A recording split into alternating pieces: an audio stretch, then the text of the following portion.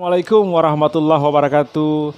Kepada saudara-saudara yang saya hormati dan saya banggakan, kita berjumpa lagi membahas masalah-masalah hal-hal aneh yang terjadi di akhir masa jabatan Pak Joko Widodo, karena sebentar 5 hari lagi atau 4 hari lagi beliau akan lengser dari jabatannya sebagai Presiden Republik Indonesia. Dengan itu ada kabar-kabar yang mengejutkan, sebagaimana beliau mencopot BIN atau Badan Intelijen Negara, yaitu Pak Budi Gunawan, yaitu salah satu orang terdekat dari PDIP atau Bu Megawati, karena Pak Budi Gunawan ini salah satu ajudan di masa Presiden Bu Megawati tahun lalu. Saudara-saudara sekalian, dengan itu Pak Jokowi mencopot Pak Budi ini dari jabatannya sebagai BIN.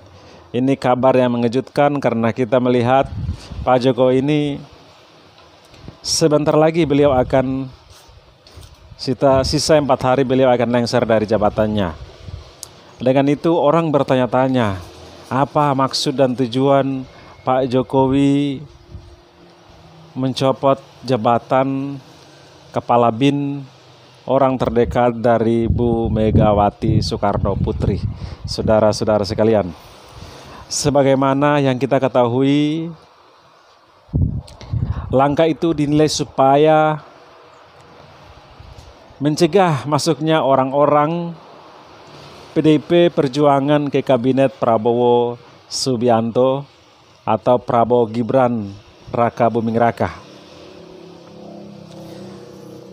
Dalam pencopotan Budi Gunawan ini merupakan upaya Jokowi atau Pak Jokowi Presiden Republik Indonesia untuk memotong PDIP dengan Prabowo di tengah rencana pertemuan Megawati dan dengan Prabowo, karena kita melihat sampai hari ini Pak Prabowo belum kunjung bertemu dengan Bu Megawati sampai akhir ini, karena wacana-wacana ini 1 bulan lalu, hampir 2 bulan lalu, wacana ini telah disampaikan akan pertemuan Bu Megawati dan juga Pak Prabowo.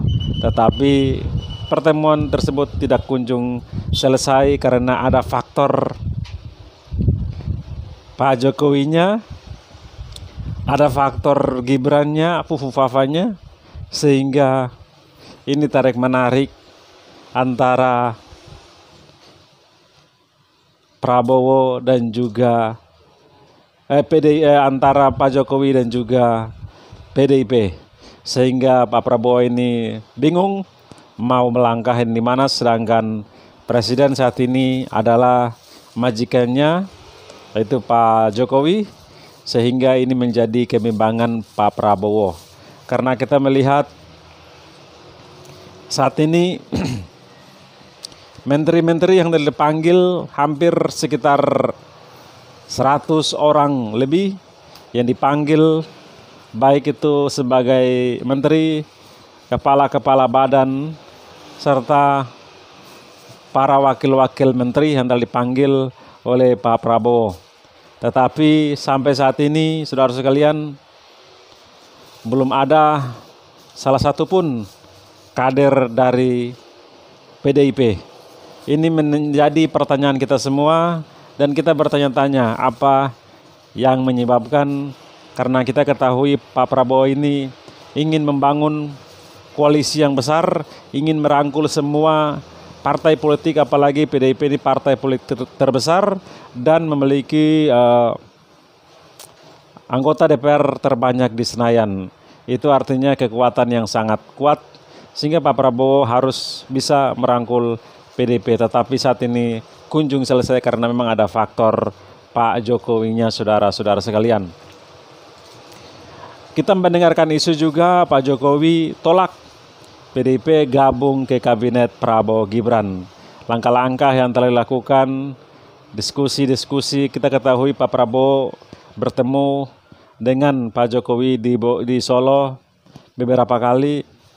Entah apa yang mereka bahas, tetapi yang pastinya mereka akan membahas menteri-menteri, kabinet-kabinet, kepala-kepala badan yang telah menjadi wacana mereka bersama.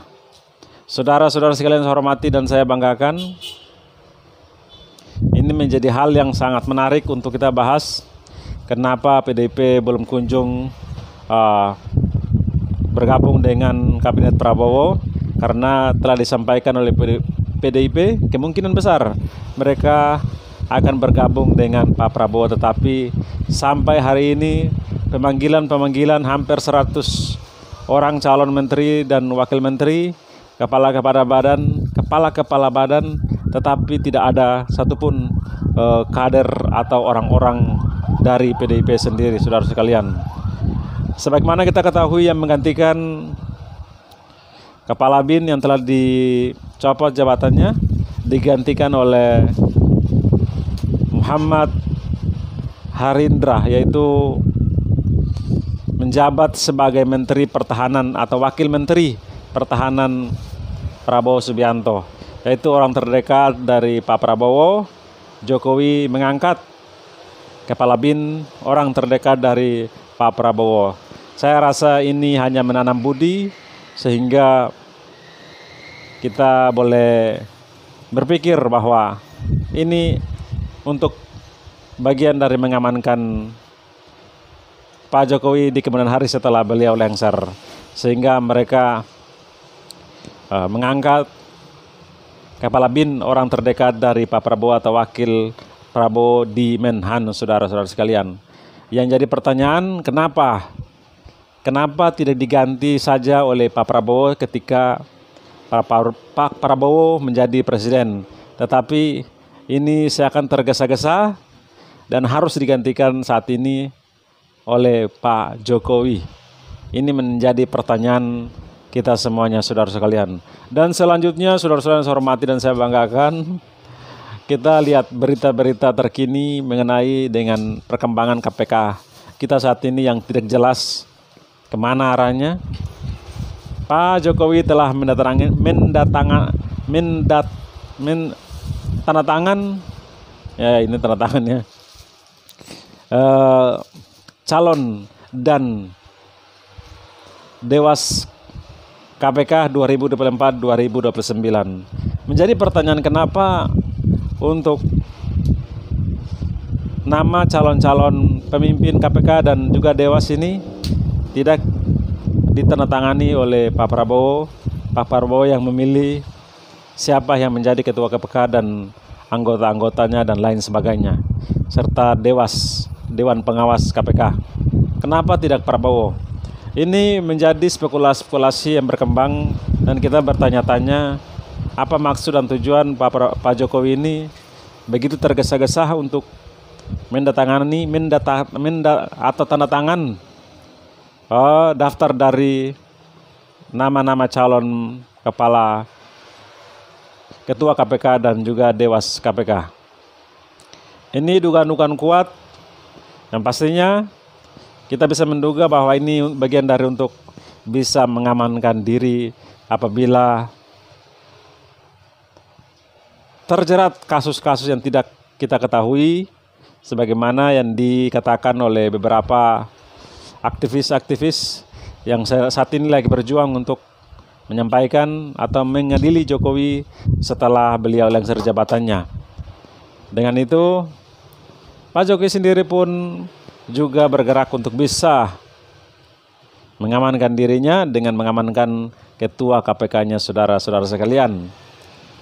Sehingga kita melihat dari semua rangkaian yang dilakukan oleh Pak Jokowi ini benar-benar tergesa-gesa, benar-benar cemas di akhir masa jabatannya. Karena kita ketahui presiden sebelumnya tidak sedemikian rupa, saudara-saudara sekalian saya hormati dan saya banggakan. Teman-teman semuanya, sebagaimana kita ketahui, setelah pencopotan dari Pak Budi Gunawan ini, PDI pun angkat bicara, yaitu intinya mereka pasrah karena itu kebijakan dari Presiden Pak Jokowi, jadi mereka pasrah dan biarkan saja walaupun mereka kecewa, mereka menyesalkan, tetapi mau dan tidak mau mereka harus menerima keputusan dari Pak Joko Widodo. Ini kabar yang kurang mengenakan untuk PDIP, saudara sekalian.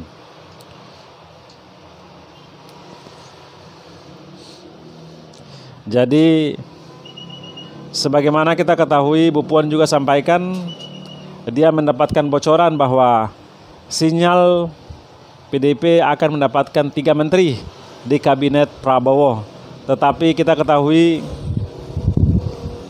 di pemanggilan kemarin hampir di hari pertama 49, di hari kedua 50 berapa itu, tidak ada satupun orang-orang PDIP, kader PDIP yang hadir, yang dipanggil oleh Pak Joko Widodo, dipanggil oleh Pak Prabowo, sehingga dugaan kuat PDIP tidak diberikan kesempatan untuk berada di kabinet Prabowo karena ada faktor Pak Jokowi yang tidak mau PDIP bergabung di dalam kabinet Prabowo Subianto, karena akan sangat berpengaruh, karena Pak Jokowi akan khawatir dengan anaknya sebagai wapres. Saudara-saudara sekalian, dengan itu kalau secara realistis Pak Prabowo akan memilih PDIP karena PDIP adalah partai politik besar, memiliki kekuatan di Senayan, dan Pak Jokowi saat ini sebagai presiden masih memiliki kekuatan, tetapi setelah lengser, saya yakin Pak Prabowo akan menjadi diri sendiri dan akan bergerak untuk bersama-sama dengan PDIP. Itu yang saya pikir, saya bisa tebak dari apa yang dilakukan oleh Pak Prabowo. Oke, terima kasih saudara-saudara yang saya hormati dan saya banggakan. Assalamualaikum warahmatullahi wabarakatuh. Salam akal sehat.